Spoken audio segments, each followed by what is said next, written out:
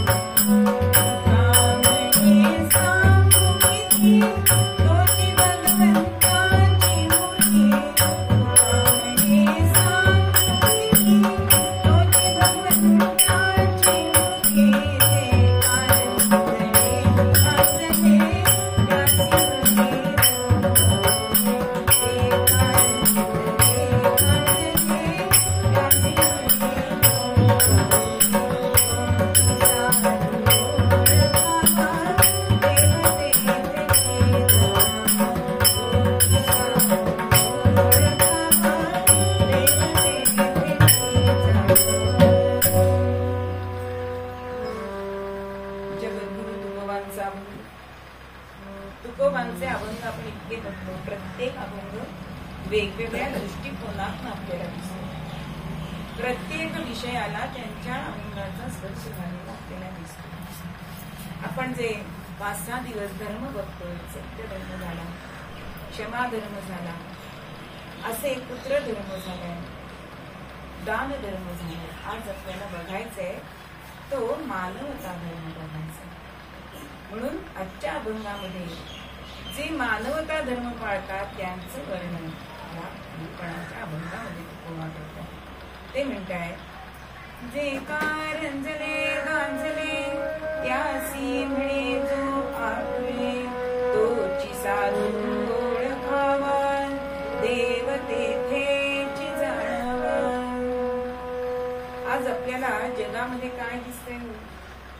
जो मनुष्य सकाळी उठतोय तो उठल्यापासून घड्याळाच्या काट्यावरती धावतोय. मग तो धावतोय तो कशासाठी? पैशासाठी धावतोय, कोणी कीर्तीसाठी धावतोय, कोणी करिअरसाठी धावतोय. पण ह्या धावपळीमध्ये आज मनुष्य मानवता धर्मच विसरून जातो. पूर्वीच्या काळी खरोखर असं होतं की गावात जरी कोणी आजारी असलं तरी बामणाकडे जाऊन लोणचं आण, म्हणजे तुझ्या जिभेची चव येईल, तुला बरं वाटेल. अशी जी मानवता होती ती आज आपल्याला कुठे दिसत नाही. किंवा जर एखादा आजारी असेल मग तो इतर जातीचा का असेना, पण त्याला मदत केल्याशिवाय गावकरी राहत नसेल. म्हणून ही जी माणुसकी जी आहे, हा मानवता धर्म जो आहे तो खरा म्हणजे माणसाने पाळायला पाहिजे. जो मानव आहे त्यांनी पाळायला पाहिजे का पशु आहेत त्यांनी पाळायला पाहिजे. पण आज आपल्याला हे चित्र दिसत नाही. नवे नवे त्याच्याकडे दुर्लक्ष करताय असं आपल्याला दिसत. म्हणून ही माणुसकी जपण्यासाठी लोक काय करतात आणि त्यांना काय म्हणतात हे या अभंगामध्ये सांगितलं की जे का रंजले गांजले. आता रंजले आणि गांजले याचा काय अर्थ आहे? म्हणजे जो शरीराने त्रस्त झालाय ना त्याला रंजले म्हणतात, आणि जो मनाने त्रस्त झालाय त्याला गांजले म्हणतात. मग असे प्रत्येक मनुष्य शरीराने पण गांजलेला आहे आणि मनाने पण आज गांजलेला दिसतो. म्हणूनच आपल्याला या तरुणाई आत्महत्येकडे का जात आहे? अवे मनाने गांजलेले आहेत म्हणून, किंवा घरामध्ये सुरक्षितता नाहीये म्हणून, की मला मार्क कमी पडले आणि आता मला घरात माझे आई वडील काय म्हणतील, आई सोडून द्या बाप काय म्हणेल हा प्रश्न मुलांपुढे आहे. म्हणून हातातोंडाशी आलेली मुलं आत्महत्या करतात. पण इथे त्यांच्या मनामध्ये असं येत नाहीये की आपण निदान घरी तरी जावं. रिझल्ट लागल्यानंतर ताबडतोब असा निर्णय घेणारी मुलं आहेत, कारण घरात वातावरण तसं राहिलेलं नाही. जो मनुष्य आत्मकेंद्री बनतोय त्याच्यामुळे हे सगळं होतं. म्हणून खरं म्हणजे मी बालवाडी शिक्षिका आहे. हल्ली मुलांना शाळेत आलं ना की आम्हाला काय कार्य करायला लागतं, मीच आम्ही मध्ये रूपांतर करावं लागतं त्यांचे 2 महिने. कारण हल्ली एकच मूल घरामध्ये, त्यामुळे त्यांना शेअरिंग येत नाही ना, वाटावाटी करायची भानगडच नाही. म्हणजे एक बिस्किटचा पुडा आणला की तो मालाच आहे सगळा, हे जे मुलांच्या मनामध्ये बसलंय त्याच्यामुळे माणुसकी नाहीये. म्हणून शाळेमध्ये असे उपक्रम घ्यावे लागतात की, म्हणजे मी शाळेत असताना सुद्धा मी लहान कुत्र्याच्या पिल्लाला असं आणलेलं आहे शाळेमध्ये, की मांजरीची पिल्लं आणली की आपल्या घासातला घास मुलं देतात का हे न सांगता बघायचं. 40 जणांपैकी 2-4च जण देतात, कारण हा संस्कार घरी होत असेल म्हणून त्यांना अशी बुद्धी होती. किंवा एखाद्या मुलांनी डबा आणलेला नाहीये तर आपल्यातला घास त्याला द्यायचा आहे. ही जी माणुसकी आहे ती माणुसकी आज आपल्याला मिळत नाहीये बघायला, आणि त्याच्यासाठी आपल्याला प्रयत्न करायला पाहिजे. म्हणून ही माणुसकी अत्यंत दुर्मिळ झालेली आहे.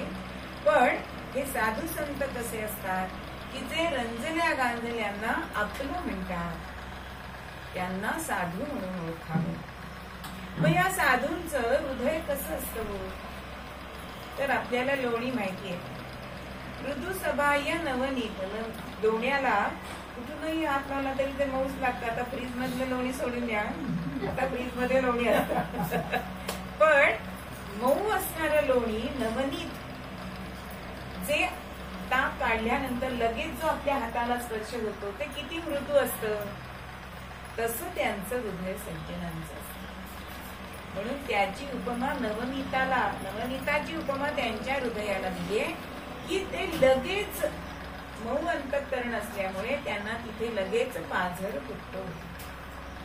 मग अशा पतितांना, अशांना आपल्या जवळ करणं हे जे कोणी कार्य करतात त्यांना साधू म्हणतात. आता पूर्वीच्या काळी सावरकरांच्या वेळी अस्पृश्यांना मंदिरात जाता येत नसतं, पण त्यांनी पतित पावन मंदिर बांधलं आणि तिथे सगळ्यांना मुक्त द्वार केलं. नुसतं ते मंदिर बांधून थांबले नाहीये, त्यांच्या बरोबर ते जेवायला बसत असत, आपल्या घासातला घास त्यांना भरवत असत. म्हणून हे खरं रंजले गांजल्यांना आपलं म्हणणं. किंवा महाराजचं पोर एकनाथांनी उचललं, एकाला तरी उचलावं असं वाटलं का होत आपल्या वाळू मधलं ते पोर, पण त्याच्याकडे बघून नाथांचं मन द्रवलंय की त्याला किती वाळूचे चटके बसत असतील.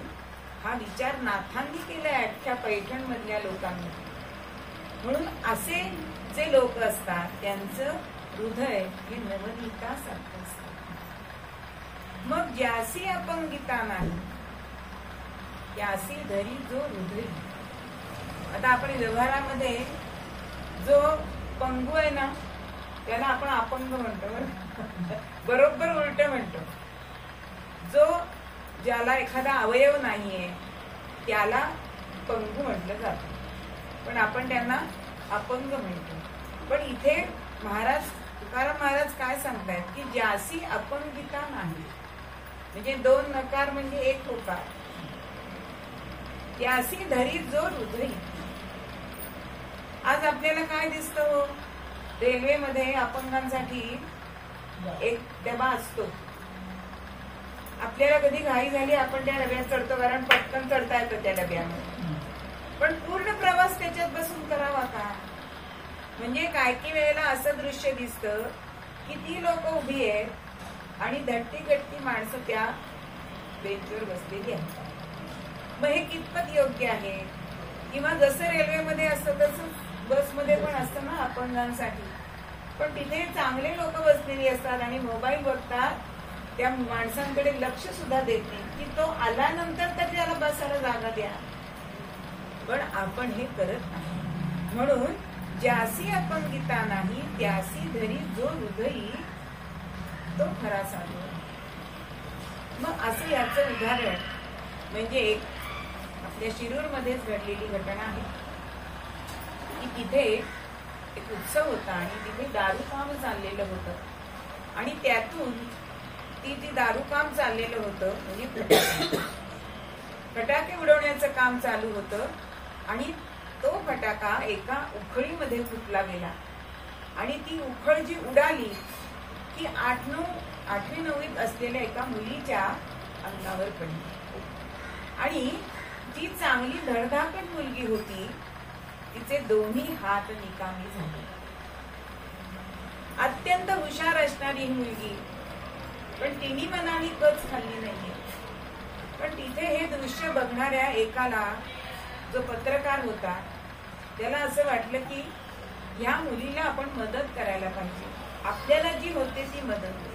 म्हणून त्या पत्रकाराने काय केलं की अशी जयश्री देशपांडे म्हणून त्या मुलीचं नाव होतं आणि अशा मुलीला अपंगत्व आलेलं आहे, तिचे दोन्ही हात गेले, तर ज्यांना कोणाला हिला मदत करायची इच्छा असेल त्यांनी अमुक नंबरवर संपर्क साधावा, असं त्या पत्रकारांनी पेपरमध्ये दिलंय.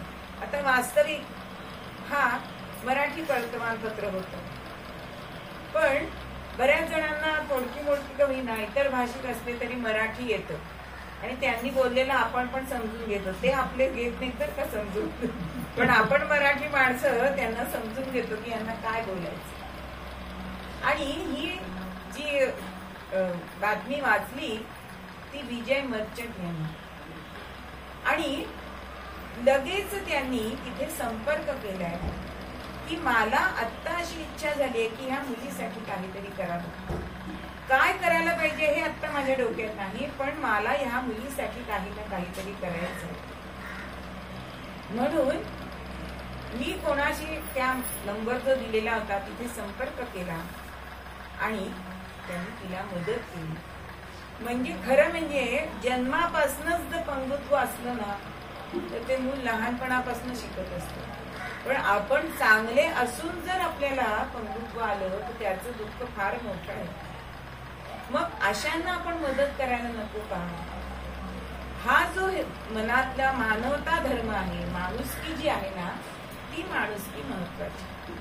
म्हणून अशी माणुसकी जे दाखवतात त्यांची कीर्ती मागे उरते. मग अशी कीर्ती ज्यांची उरते तेच खरं देहाचं सार्थक करणारे असतात. एक साधू रस्त्याने जात असतो आणि त्याच रस्त्याने एक प्रेत यात्रा चाललेली असते आणि समोरच्या एका दुकानामध्ये एक वेश्या व्यवसाय करणारी स्त्री काहीतरी दुकानात घ्यायला आलेली असते आणि तिच्या बरोबर जी तिची सखी आलेली असते. तिला ती म्हणते जाग बघ, हा मेलेला माणूस स्वर्गात जातोय का नरकात जातोय.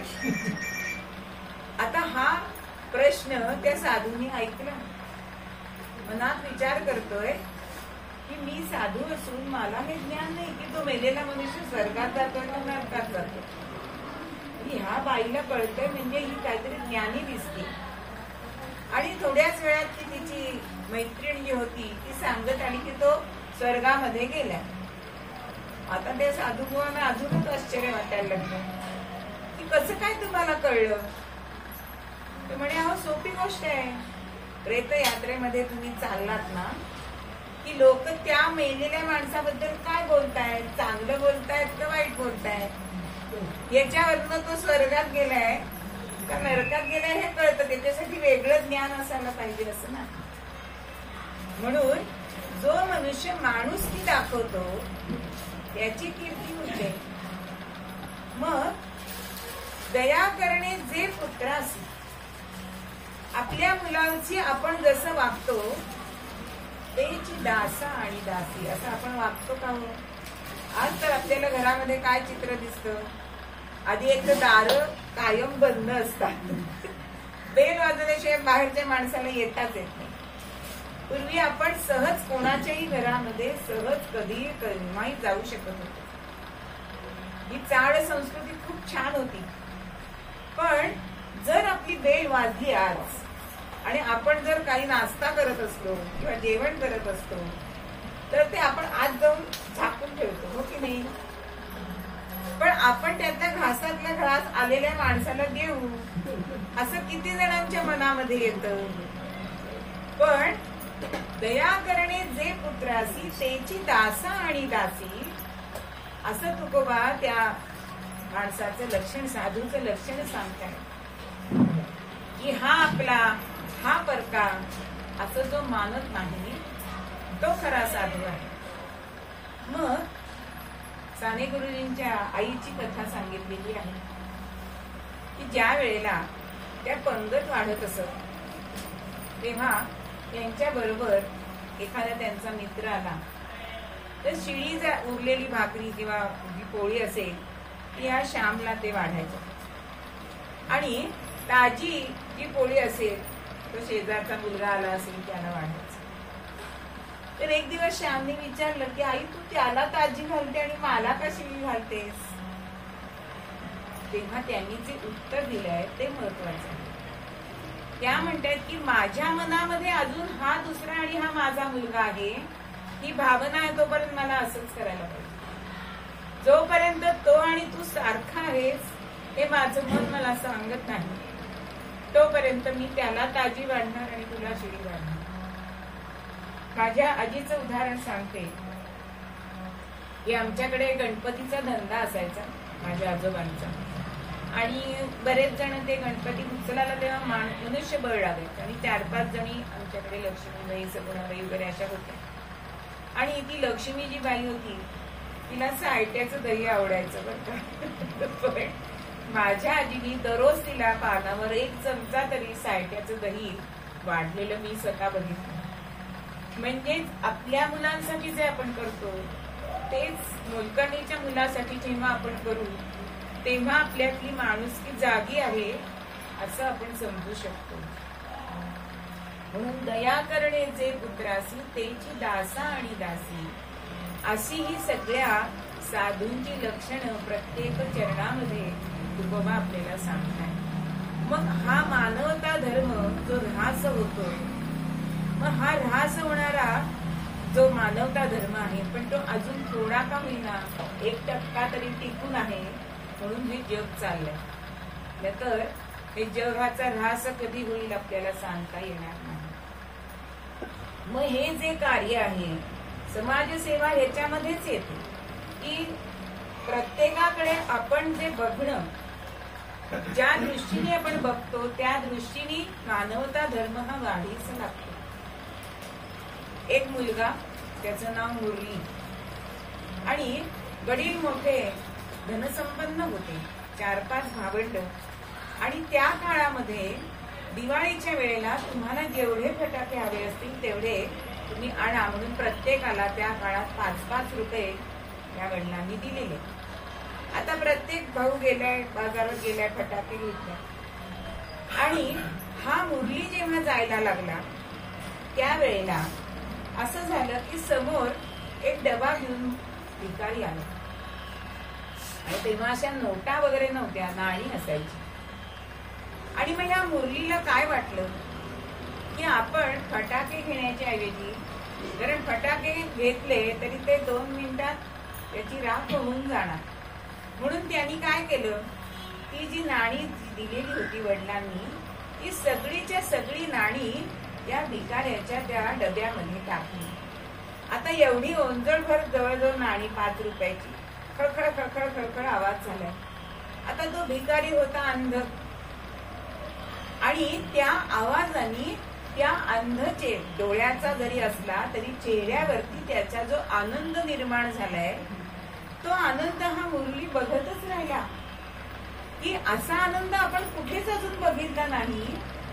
म्हणजे आपण हे 5 रुपये त्याला दिले तर त्याला एवढा आनंद होतो. मग हा आनंद आपण कधी आपल्या आयुष्यभर आपण शोधायचा. मग हा मुरली म्हणजे कोण हो? त्यांचं नाव आहे बाबा आमटे. त्यांचं नाव मुरली होतं. म्हणजे लहानपणापासून आईच्या संस्कारामध्ये त्यांना हे संस्कार मिळाले की त्यामुळे ते कुष्ठरोग्यांची सेवा करू शकले. नवे नवे पुढच्या 3 पिढ्या ते कार्य चालू आहे. म्हणून मानवता धर्म जर साधायचा असेल तर त्याच्यासाठी मनाची धारणा, मनाची बैठक ही भक्कम असायला पाहिजे. कारण नसे कार्य वा 1 वा 2 दिवसाचे, हे 1-2 दिवसाचं कार्य आहे का? हे कार्य छोट्याशा कष्टाचं आहे का? नाही. म्हणून असे कष्ट, असे कार्य सतत जर आपण केलं तर त्यांनी उदाहरण असं दिलंय की बने कोळी वाल्मिकी दिव्य कवी. जसा कोळ्याचा वाल्मिकी झाला तसा तुम्ही सुद्धा कीर्तिवंत होऊ शकता. म्हणजे तुमच्यामध्ये जी मानवता धर्म जो आहे तो वाढीस लागू शकतो. म्हणून मानवता धर्म हा श्रेष्ठ सांगितलेला आहे. म्हणून एक अत्यंत प्रसिद्ध असं गीत आहे, रंजल्या जीवांची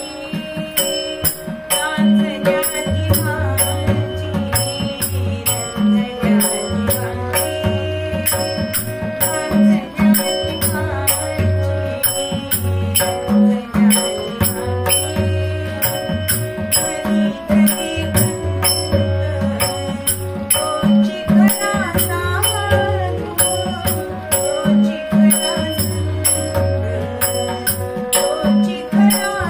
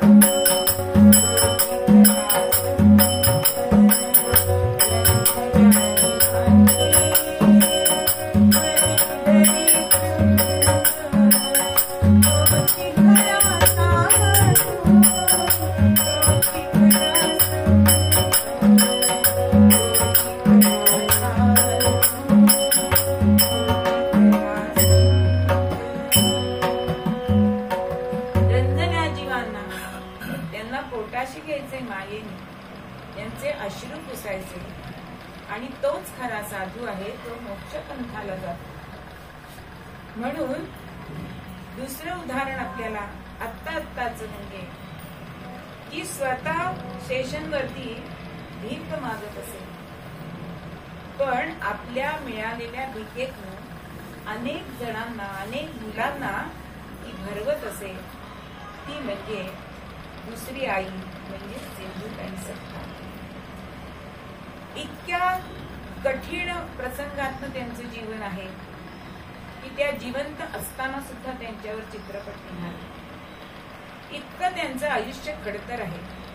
पण त्यांच्या आयुष्यामध्ये अशी एक घटना घडली की त्यामुळे त्याच्यातनं प्रेरणा त्यांनी घेतली. त्या खऱ्या म्हणजे एका पारावर बसलेल्या होत्या आणि एक समोरची फांदी झाडाची तोडली होती कोणीतरी, पण तरी सुद्धा ती फांदी त्या झाडाला लोंबकळत होती आणि ती लोंबकळणारी फांदी सुद्धा लोकांना सावली देण्याचं काम करत होती. आणि हे त्यांनी बघितलंय आणि तेव्हा पण त्यांनी ठरवलं की आपण जरी बसलो म्हणून काय झालं, आपल्यातल्या घासातला घास हा आपण दुसऱ्यांना भरवू शकतो. म्हणून दुःख जिथे सुरू होतं तिथे माई धावते, असं त्यांचं म्हणणं असायचं. मग त्यांनी किती मुलांना सहारा दिला हो, जवळजवळ 1100 मुलांची ती आई झाली. हे थोडस काम आहे का? म्हणून हा मानवता धर्म जो आहे तो पाळायला पाहिजे. मग हा मानवता माणूस ओळखायचा कसा? तो चांगला उच्चभ्रू असला म्हणजेच माणूस आहे का हो? म्हणून त्याच्यासाठी एक दृष्टांत. एक अतिशय भुकेलेला ब्राह्मण भर दुपारी भिक्षा मागत होता आणि भिक्षा मागत होता, पण कोणीही त्याच्याकडे पाहत नव्हतं, डुंकून बघत नव्हतं. भिक्षा देण्याचं बाजूलाच राहिलं. अगदी इथल्या जो पाटील असेल, मोठे वतनदार वगैरे असतील, राजा असेल, प्रधान असेल, शेवटी तो कंटाळला की आता मला पाऊल सुद्धा पुढे टाकता येत नाही, इतकी माझी परिस्थिती झाली आहे भुकेनी.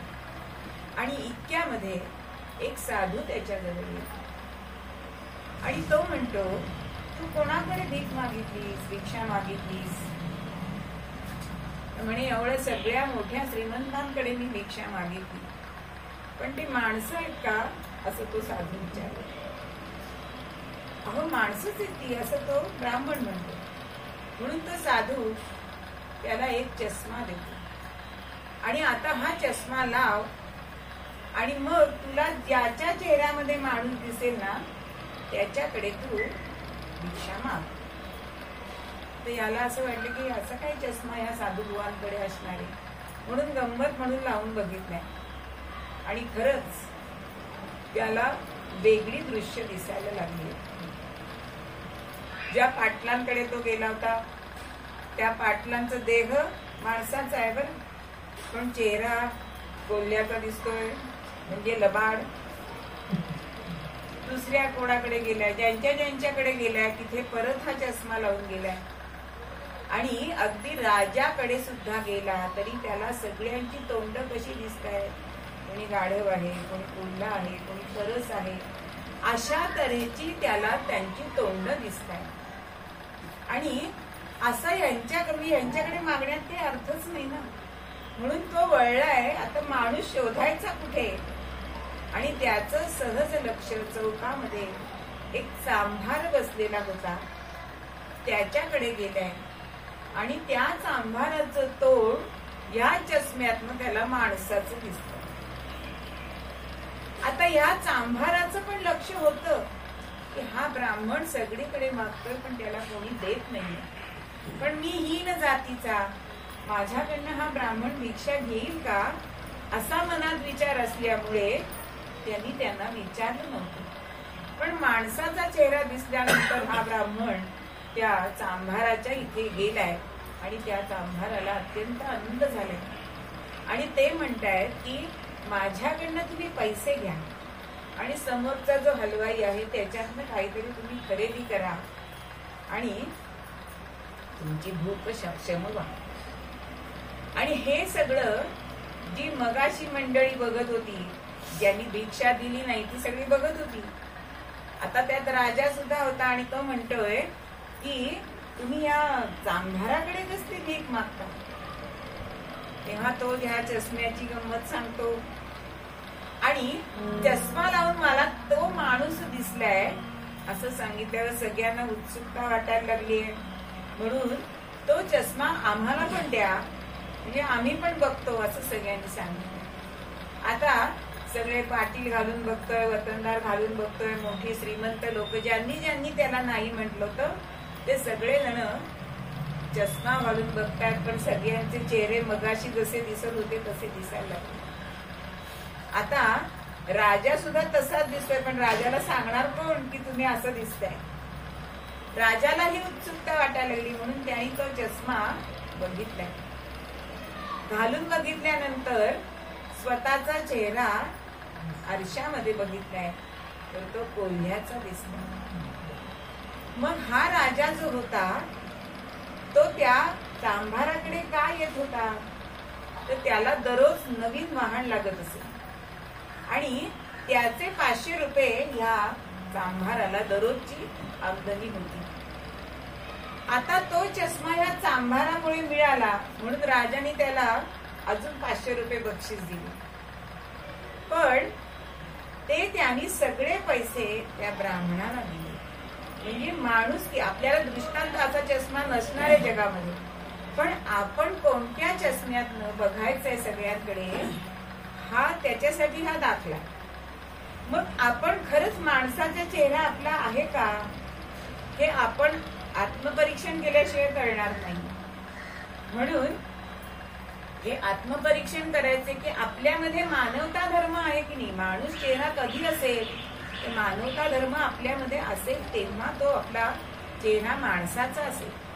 म्हणून आज प्रत्येकाला असं झालंय की मला कीर्ती मिळावी, मला कीर्ती मिळावी, माझं सगळ्याकडे व्हावा व्हावं.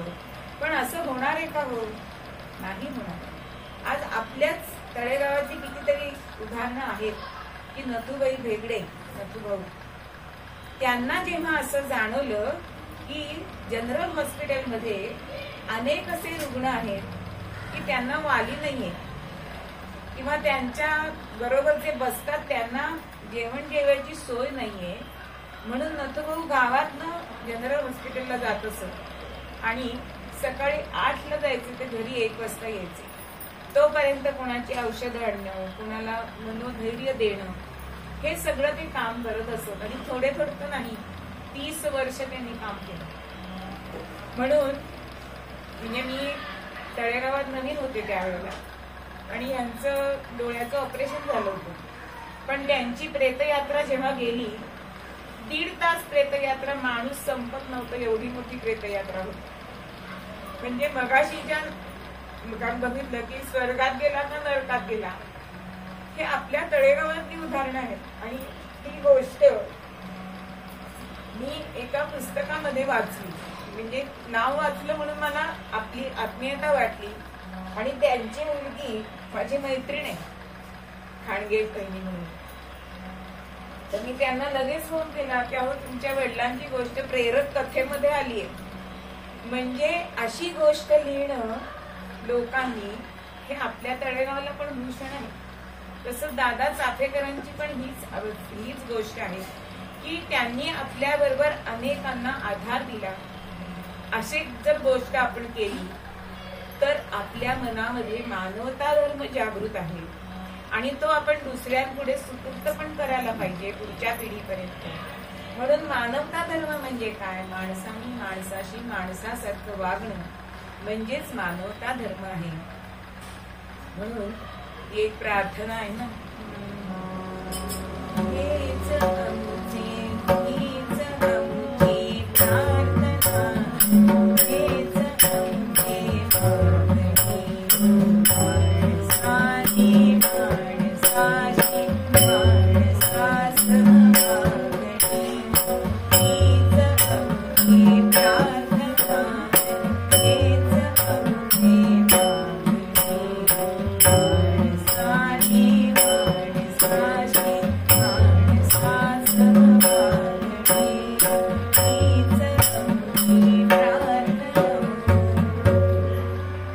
माणसाची माणसाची माणसास म्हणजे मानवता धर्म आहे. तिथे जात पात आणायची नाही. पण आज आपल्या मनामध्ये जी जात नाही ती जात असं झालेलं आहे. म्हणून सगळे मानव हे एक समान आहे. हे जर आपल्या मनामध्ये रुजलं तर तुका म्हणे तोची किती त्यांचं वर्णन करू, तोची भगवंताची मूर्ती, असं शेवटच्या चरणामध्ये तुकोबा सांगतायत की भगवंत आणि साधू म्हणजे ही सगळी जी लक्षणं ज्याच्यामध्ये आहेत तो भगवंताचीच मूर्ती आहे हे तुम्ही जाणा. म्हणून रंजल्या जीवांना आपलं म्हणा, त्यांना पुढे आणायचा प्रयत्न करा. नुसते हरताळ आणि संप करून काही उपयोग होणार नाही. तीच तुम्ही शक्ती जर त्यांच्यासाठी वापरली तर काही ना काहीतरी मानवता धर्म तुम्ही पाळल्याचा तुम्हाला त्याचा नक्कीच समाधान मिळेल. म्हणून रंजल्या जीवांना आपलं म्हणा, सगळ्यांना आपल्या मुलांसारखं वागवा. म्हणून जे कोणी आहे त्या आपलं हृदय हे मननीतासारखं मऊ करा. असा जो साधू आहे त्याला ते प्रणाम करतायत आणि ती भगवंताची मूर्ती आहे असं तुकोबा मूळपद्यामध्ये म्हणताय. जे कारण जने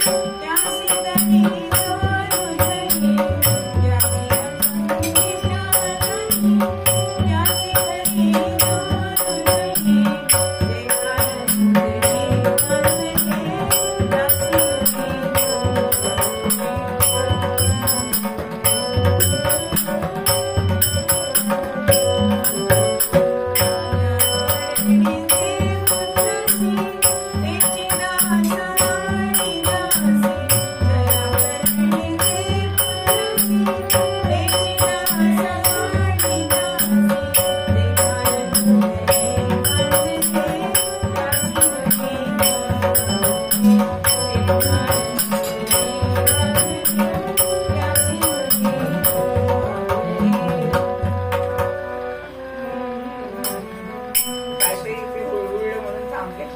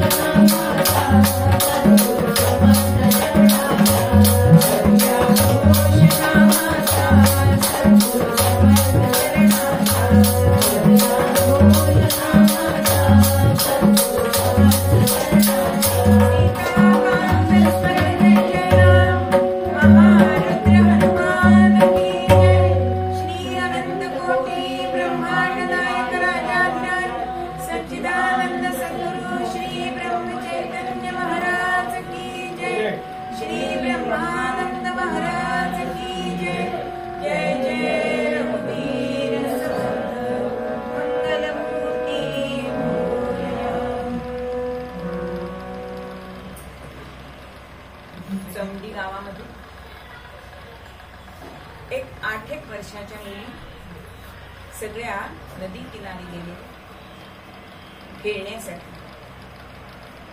आणि काही मुली या वाडूमध्ये किल्ले करतायत, काही मुली मुद्दे करतायत, पण एका मुलीने शिवलिंग केलं आणि शिवलिंग केलंय आणि इतक्यामध्ये घोड्यांच्या टापांचा आवाज यायला सुरुवात झाली आणि सगळ्या मुली ह्या पडून गेले. तिला पण हाक मारतायत चल चल, पण ही मुलगी पडून गेली नाही. उलट जे आपण तयार केलेलं शिवलिंग होतं त्याच्यावरती ओंडवी पडली. आता दोन घोडेस्वार भरधाव असे धावत गेले आणि त्यानंतर ते मागे फिरले आणि या मुलीजवळ आले आणि विचारतायत की तुला भीती नाही वाटली? घोडे अंगावर येतील, त्यांच्या पायदळी आपण टाकांखाली जाऊ अशी तुला भीती नाही वाटली? तू इथे का थांबलीस? तुझ्या सगळ्या मैत्रिणी निघून गेल्या. पण ह्या मुलीने ते बाणेदार उत्तर दिलंय. ती म्हणतीये की जी स्वतः आपण वस्तू निर्माण केलेली आहे तिचं संरक्षण करणं हे आपलंच काम आहे आणि मी जर हे शिवलिंग तयार केलं होतं तर त्याचं रक्षण करणं हे माझं कर्तव्य आहे, म्हणून मी त्या शिवलिंगावर ओंडवी पडले. हे उत्तर ऐकून ते घोडेस्वार म्हणजे साधे सुधे नव्हते, प्रत्यक्ष पेशवे होते. आणि बरोबर होते मल्हारराव होळकर. आणि त्या मुलीचं बाणेदार उत्तर ऐकून, त्या मुलीची छबी बघून पेशवे मल्हाररावांना म्हणताय, तिला सून करून घ्या. लक्षात आलं असेल कोणाचं चरित्र आहे? अहिल्याबाई होळकरांचं चरित्र आहे. की अशी 7-8 वर्षाची मुलगी, पण अतिशय तल्लख बुद्धीची.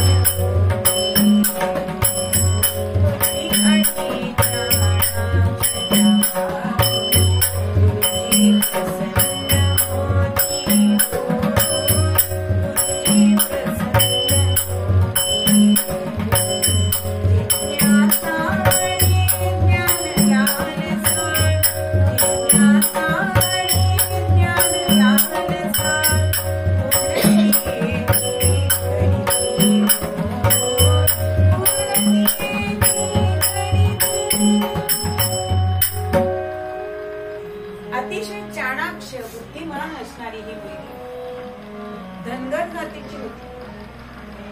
पण कुंटांबेकर नावाचे गुरुजी एका मंदिरामध्ये शिक्षण देत असत, पण ही बाहेर न ऐकायची. आणि तिचं हे जिज्ञासा, तिची ज्ञान पिपासा बघून त्यांनी तिला पण ज्ञान दिलं. आणि खरोखरच पेशव्यांनी सांगितल्याप्रमाणे मल्हाररावांनी लगेच माणकोजी शिंद्यांकडे, तिच्या वडिलांचं नाव माणकोजी शिंदे, त्यांच्याकडे मुलीचा हात मागितला. आणि त्या काळामध्ये 8व्या-9व्या वर्षी लग्न विवाह होत असे. आणि मल्हारराव होळकरांचा जो खंडेराव नावाचा मुलगा होता, त्याच्याशी विवाह करून ही अहिल्या होळकरांकडे. जेव्हा गृहप्रवेश करताय तेव्हा सासूबाईंनी तिला 4 उपदेशाच्या गोष्टी सांगितल्या. कारण पदर डोक्यावर घ्यायची पद्धत, म्हणून त्या सांगताय की असाच डोईचा पदर डोईवर ठेवतात. सगळ्या जनतेला पदराखाली म्हणजे मायेची पाखड घाल. कोणापुढे पदर पसरू नकोस. म्हणजे एक पदर याच्यावरनी त्यांनी इतक्या तिला गोष्टी समजावून सांगितल्या. गृहप्रवेश करून अहिल्या घरामध्ये आली. आणि तिची हुशारी बघून, चाणाक्षता बघून मल्हाररावांनी सुद्धा तिच्यासाठी म्हणून शिक्षक नेमलेले आहेत. आणि त्याच्यामध्ये शास्त्र, शस्त्र असे सगळं तिला शिकवलं. राज्यकारभार कसा करावा असं सुद्धा ज्ञान तिला दिलं. पण ही अहिल्या होती, तिला जाणून झालेली आहे की खंडेराव अत्यंत व्यसनी होते. पती सुख असं तिला मिळालंच नाही, पण सासू सासऱ्यांची माया तिला अपार मिळाली. आणि जे गुरुजी येत असत तिला शिकवायला, त्यांच्याकडून तिने शास्त्र जाणी शस्त्र जाणी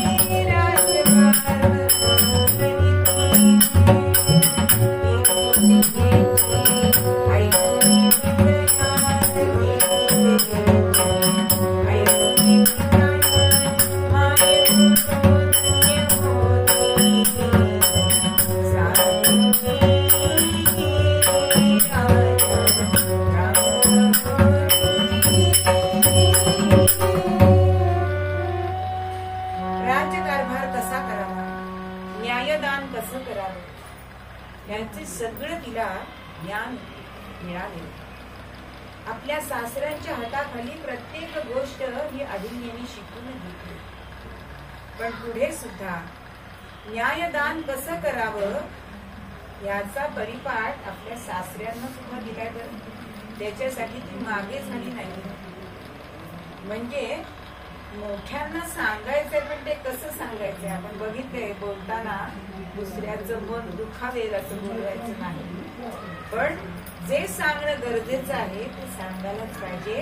आणि ह्या अहिल्याने मल्हाररावांना सांगितलंय की पेशव्यांच्याकडची जी लक्ष्मी आहे तिजोऱ्या कमी होत आहेत आणि आपण त्यांना जो वसूल द्यायला हवा तो आपण दिला नाही किती वर्षामध्ये.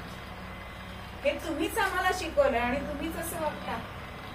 म्हणजे मल्हाररावांनी नंतर तो वसूल भरून आलेला.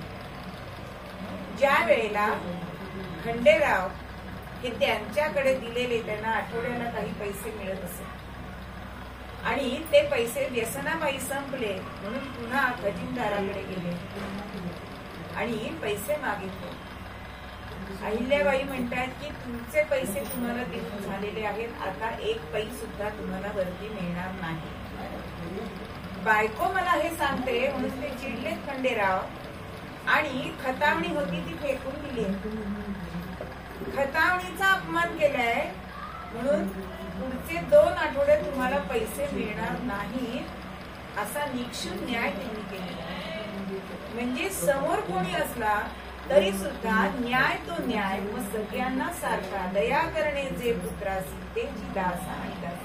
म्हणजे जो नवरा आहे तो नवरा असला तरी तो चुकत असेल तर त्याला सांगणं हे तितकंच आपलं काम आहे, हे त्यांनी केलं. तीच गोष्ट मुलाच्या बाबतीत. मुलगा सुद्धा अत्यंत व्यसनी होता आणि एकदा त्यांनी गायीला मारली, गोहत्या केली आणि म्हणून हत्तीच्या पायदळी दिलाय त्यांना. म्हणजेच कितीही कठोर आपल्याला निर्णय घ्यायला लागला तरी सुद्धा अहिल्याबाई कधीही कचरल्या नाही. प्रत्येक गोष्ट त्यांनी अशीच केली. म्हणजे 30व्या वर्षी वैधव्याची कुऱ्हाड मस्तकावर पडली आणि सहगमनासाठी म्हणून त्या निघाल्या. पण मल्हाररावांना सहगमन त्यांनी करू नये असं त्यांना वाटत होतं. म्हणून मल्हारराव अहिल्याबाईंकडे आले आणि म्हणतात, हा बघा तयारी आता सहगमनाची.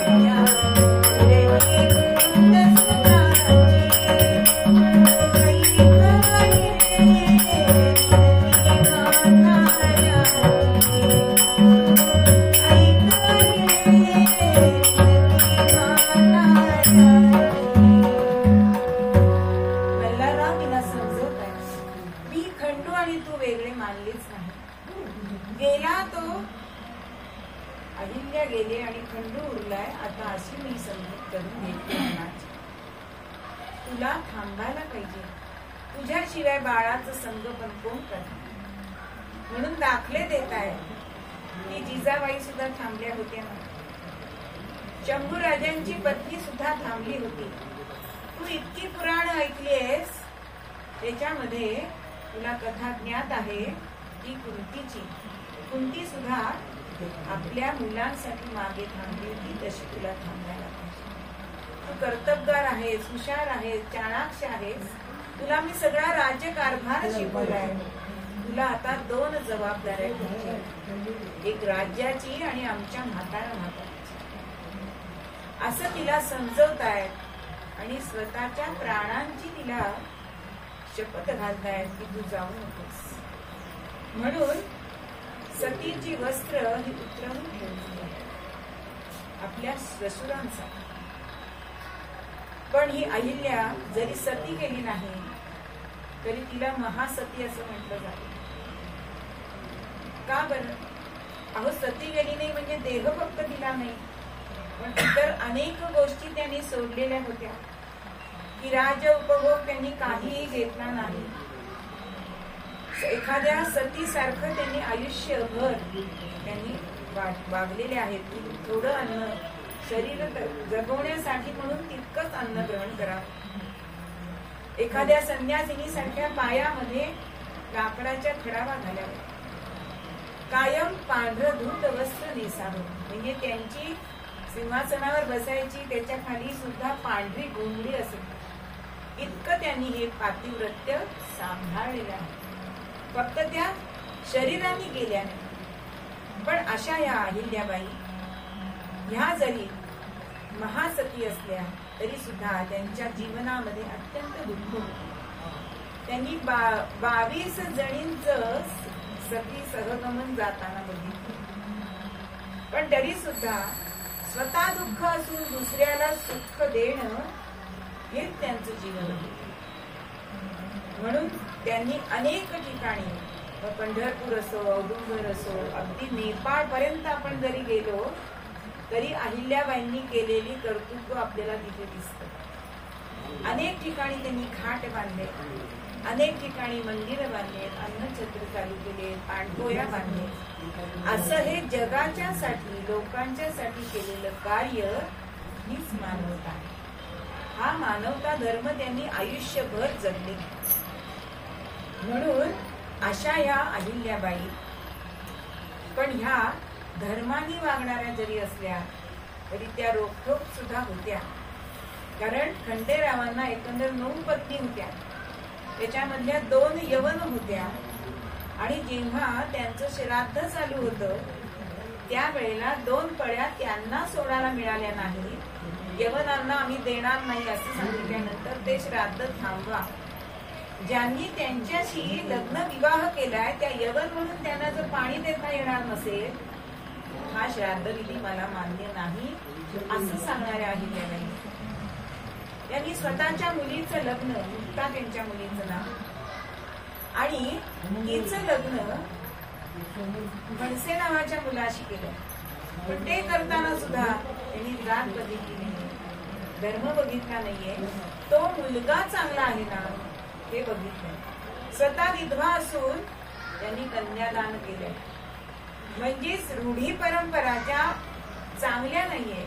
अहो, श्रीकृष्णाने सुद्धा इंद्रयागाची प्रथा मोडलीच केली, चांगली नव्हती म्हणून यांनी सुद्धा जी प्रथा समाजाला घातक आहे त्या प्रथा यांनी सुद्धा मोडलेल्या आपल्याला दिसतात. अशा ह्या अहिल्याबाई लोकांना पुढे आणलं. अहो, विणकर म्हणू नका, धनगर म्हणू नका, अनेकांना कामाला हाताला काम दिलंय त्यांनी. आजही महेश्वरला आपण गेलो तर तिथे साडी घेऊन येतो. ते का घेऊन येतो? आजही तिथे ते विणकर आहे. अहो, त्यांचं देव अख्ख्या शंकर भक्त होत्या की त्यांचं आज देवघर बघण्यासारखं आहे. आपली खोली सुद्धा जरा लहान असेल एवढं मोठं देवघर त्यांचं आहे. आणि आजही तिथे पूजा पाणी चालू आहे. मग ही मानवता मनामध्ये होती म्हणून त्यांची आज ही पुढे चालू आहे ना. मग अशा या अहिल्याबाई की त्यांच्या एका घाटाने त्यांच्यावरती काव्य लिहिलं आणि मोठी पोतडी हे आणून दिली त्यांना पोथी. पण ती पोथी बघून त्यांनी ती नर्मदा मैयाला अर्पण केली आणि उलट त्या कवीला सांगितलंय मी राजा रजवाड्यांच्या स्तुतीमध्ये घालवू नका ही कवित्व तुमचं, जी भगवंताने तुम्हाला ही संपदा दिलीये ते भगवंताच्याच कामासाठी वापरा. म्हणजे स्तुती करावी परमेशाची, व्यर्थ न करावी नराची, ह्याप्रमाणे वागणाऱ्या अहिल्याबाई होती. 16 कोटीचं स्वतःच स्त्रीधन त्यांनी या सगळ्या कामाला लावलेलं. परोपकारासाठी, मानवता धर्म जगवण्यासाठी त्यांनी हे केलं. मग त्याच्यावर त्यांनी तुळशी पत्र ठेवलेलं आपल्याला दिसतं. पण राज्याचा व्यवहार याच्यामध्ये एक पैकी सुद्धा चूक त्यांना केलेली आवडायची नाही. म्हणजे ज्या वेळेला पेशव्यांनी त्यांना विचारलं की तुम्ही स्वतःसाठी ह्यातली रक्कम वापरली, तेव्हा छाती ठोकपणे ते सांगतात की एक पैची जरी चूक तुम्हाला मिळाली तरी एक पैला 5 पै मी देईन. एवढा आपल्या लिखाणावर सुद्धा त्यांचा भरोसा होता की मी चुकलेली नाही. एक स्त्री त्यांच्याकडे आली आणि म्हणाली की मी श्रीमंत आहे पण मला पुढे वंश नाही आणि सगळे नातेवाईक हे मला या संपत्तीसाठी छळतायत, म्हणून ही संपत्ती मला तुम्हाला द्यावीशी वाटते. एखाद्याने घेतली असती ना की मी राणी आहे, मी राज्यासाठी त्याचा उपयोग करीन, पण अहिल्याबाईंनी ते घेतली नाही. उलट तिच्या हस्ते सोरटी सोमनाथाच्या देवळाचा जीर्णोद्धार त्यांनी करून दिला आणि ते श्रेय तिला दिले. म्हणजे दुसऱ्याच्या साठी आपण खर्च करायचा नाही. म्हणजे हे जे आहे ना त्यांचं मानवता धर्म, की श्रेय दुसऱ्याचं आपण घ्यायचं नाही. आणि तितकाच छाती ठोकपणा त्यांच्याकडे होता, सामर्थ्य होतं, शस्त्र चालवण्याची सुद्धा त्यांच्यामध्ये धमक होती. जेव्हा मालोजी राजे गेले, खंडेराव जेव्हा गेले, त्यावेळेला राज्याला वाली उरला नाही. त्यावेळेला सखाराम बापूंनी राघोबा दादांना त्यांच्यावर चाल करायला सांगितलं आणि ते संस्थान आपण मिळवलं होळकरांचं. पण तेव्हा काय केलं अहिल्याबाईंनी? बांगड्या पाठवले आणि एक पत्र पाठवलंय राघोबा दादांना आणि सांगताय की तुम्ही आमच्याशी युद्ध करा, आम्ही युद्ध केल्याशिवाय तुम्हाला हे मिळणारच नाहीये. पण चिठ्ठीत काय लिहिलेलं होतं की जर आम्ही जिंकलो तर आमची वाहवा होईल, पण तुम्ही हरला तर काय होईल? तुमची चितू होईल, तुमच्या कीर्तीला काळी. जो अटके पार झेंडे लावून आले ते एका स्त्री बरोबर हरले, तुम्हाला बांगड्या भरायची वेळ येईल. हे उत्तर त्यांनी दिलंय. म्हणजे प्रत्येक ठिकाणी किंवा अनंतभंगी नावाचे जे शाहीर होते त्यांना सुद्धा ईश्वर परायण करण्यात म्हणजे त्यांचा हात होता की तुम्ही जी शृंगारयुक्त लावण्या लिहिता त्याच्यापेक्षा ईश्वराचं कवन तुम्ही करा, अशा अहिल्या आहे. म्हणजे प्रत्येक ठिकाणी पर्यावरणाच्या दृष्टीने जर आपण बघितलं तर शेतातल्या ठराविक भाग त्या पशुपक्ष्यांसाठी द्राक्षाचे मळे त्यावेळी तिथे होते, म्हणून द्राक्षाची थोडीशी रोप पक्ष्यांना द्राक्ष खाण्यासाठी ठेवत असते. म्हणजे ही भूतदया आहे, हा मानवता धर्म आहे. 9-2-11 अशी त्यांनी एक पद्धत काढली. म्हणजे काय केलं तर सगळ्यांनी 11 झाडं लावा, 9चं उत्पन्न तुम्ही घ्या आणि 2चं उत्पन्न सरकार खाती जमा करा. म्हणजे पर्यावरणाला झाडं उत्पन्न झाली, प्रत्येकाला उत्पन्न मिळालं, राज्याला उत्पन्न मिळालं. जे रस्त्यावरती वाटमारी करत होते त्यांना हे काम मिळालं. म्हणजे त्यांच्या हातात म्हणजे रिकामं मन हे सैतानाचं घर असतं हे त्यांनी ओळखलं. म्हणून प्रत्येक माणसाला कामी लावायचंय हे त्यांनी केलं. म्हणजे खरं म्हणजे त्यांनी राज्य केलं, पण त्या कधी राजमाता होत्या का? कधी राज्ञी झालेत, राणी झाले नाही. पण 40 वर्ष जवळजवळ त्यांनी हा राज्यकारभार केला. तो एखाद्या कमलपत्राप्रमाणे अलिप्त राहून. आणि शिवाय राज्य त्यांनी वाढवलंय. म्हणजे सासऱ्यांनी जे राज्य केलं होतं त्याच्यापेक्षा त्यांनी आपलं राज्य वाढवलं. पण मानवता मनामध्ये धरून, मानव धर्म मनामध्ये धरून त्यांनी हे सगळं कार्य केलं. म्हणून एकदा असं वाटतं की 16 कोटींवर पाणी ठेवणाऱ्या सोडणाऱ्या पण एखाद्या भुजंगाप्रमाणे ह्या राजसत्तेच्या संपत्तीवर त्यांचा इथे लक्ष असायचं. म्हणून तिला सती न गेलेली महासती असं म्हटलं जातं. हिला नर्मदा कन्या सुद्धा म्हटलं जातं, कारण त्यांचं सगळं बरचसं कार्य हे नर्मदा तीरावर झालेलं आपल्याला दिसतं. म्हणून अशा या अहिल्याबाई की खरंच त्यांना आपण पुण्यश्लोक म्हणतो, अशा या अहिल्याबाई की त्यांचं जे राज्य करण्याची पद्धत होती, न्यायदान होतं, म्हणून असं म्हणावं असं वाटतं की पुन्हा एकदा तुम्ही या आणि असं राज्य पुन्हा आम्हाला द्या असं म्हणावं असं वाटतं. म्हणून जिने मानिली संतती प्रजेला, तिने सौख्य सोयी दिल्या सर्वांना. म्हणजे पहिलं पोस्टाचं पहिलं हे अहिल्याबाईंनी सुरू केलं. आज आपण पोस्ट खातं आता कमी झालंय, पण पोस्ट हे सुरुवात केली आहे की प्रत्येक ठिकाणी दररोजचा दररोज हा निरोप पेशव्यांपर्यंत जाण्याची ही त्यांची युक्ती आहे, त्यांची कल्पना आहे. म्हणजे इतक्या बारीक सारीक गोष्टी त्यांनी मानवासाठी केल्या. स्वतः दुःखी असून सुद्धा दुसऱ्यांना सुख देण्याचा जो त्यांचा स्वभाव होता तो मानवता धर्म हा जाणूनच होता. म्हणून त्यांचं हृदय हे नवनीतासारखं होतं. दया करणे दयापुत्रासी तेची दासा आणि दासी. तेच म्हणजे त्यांच्या सवतीचा मुलगा जो तुकोजी होळकर त्याला सुद्धा त्यांनी सुभेदारी दिलेली आहे. इतक्या बारीक सारीक गोष्टी त्यांनी बघितले, कुणाचं मन दुखवले नाही. आणि ही सगळी लक्षणं साधूची आहेत. आणि तोच साधू असतो की ज्याच्यामध्ये माणुसकी असते. म्हणून माणुसकी ही शोधाला जायची नसते. एक गृहस्थ कीर्ती मिळावी म्हणून कीर्ती विकत घ्यायला गेला होता. आणि ह्या दुकानात कीर्ती मिळेल, त्या दुकानात कीर्ती मिळेल, पण एक विक्रेता मिळाला बरं त्याला की माझ्याकडे आहे कीर्ती. तर हा म्हणतो मी सगळी तुझ्याकडे माझी संपत्ती मोजतो, पण मला ती कीर्ती द्या. म्हणून तो म्हणतो काका तुमची सगळी काय आणलेत ते पैसे. पण ते म्हणताय की तुमच्या खिशाला भोग पडलंय काय, त्यातनं ते माणुसकीचं नाणं जे आहे ना ते पडून गेलंय. माणुसकीचं नाणं असल्याशिवाय तुम्हाला कीर्ती मिळणार नाही. इथे माणुसकीचं परमिटच लागायला लागतं, तरच तुम्हाला कीर्ती मिळते. म्हणून कीर्तिवंत व्हायचं असेल तर मूळ अभंगामध्ये जसं तुकोबा वर्णन करतात की जे रंजले आहेत, गांजले आहेत, त्यांना जे आपण म्हणतो आपले म्हणतो, त्यांना हृदयाशी धरतो, त्यांचं दुःख पुसतो, त्यांचे अश्रू पुसतो. अशा ह्या अहिल्याबाईंचं पूर्ण जीवन ते असं झालेलं आहे. म्हणून त्याच भगवंताच्या मूर्ती आहे हे जे तंतोतंत वर्णन या अहिल्याबाईंना लागू पडतं. म्हणून मूळ पद्यामध्ये आपल्याला तुकोबा हेच सांगतात की रंजले गांजले त्यासी म्हणे जो आपले.